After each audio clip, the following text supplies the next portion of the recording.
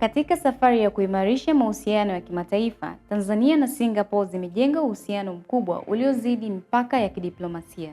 Uhusiano unaotokana na heshima, maono ya pamoja na dhamira ya maendeleo ya watu wake. Katika misingi iliyowekwa tangu enzi za baba wa taifa, Mwalimu Julius Nyerere, katika kujenga urafiki na ushirikiano wa Tanzania na mataifa mbalimbali duniani. Tangu kuanzishwa kwa mahusiano ya kidiplomasia mwaka 1980, nchi hizi mbili zimeendelea kukuza ushirikiano katika nyanja mbalimbali za kiuchumi, uwekezaji, elimu, teknolojia, maendeleo ya bandari na miundombinu.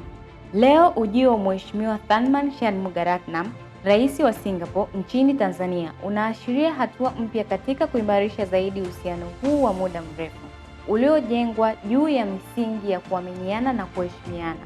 Singapore, kama taifa lililofanikiwa katika mageuzi ya kiuchumi na ubunifu, imekuwa mshirika muhimu katika kubadilishana uzoefu wa maendeleo, wakati Tanzania nayo ikiendelea kujikita katika ajenda ya uchumi wa viwanda na ukuaji jumuishi. Katika kipindi cha miaka zaidi ya 40, ushirikiano huu umeendelea kukua kutoka mazungumzo ya kidiplomasia hadi miradi halisi inayogusa maisha ya wananchi katika sekta muhimu za maendeleo. Huu si tu uhusiano wa mataifa mawili, ni safari ya pamoja ya maendeleo, kujifunza na kujenga mustakabali bora kwa vizazi vijavyo. Uhusiano kati ya Tanzania na Singapore udumu daima.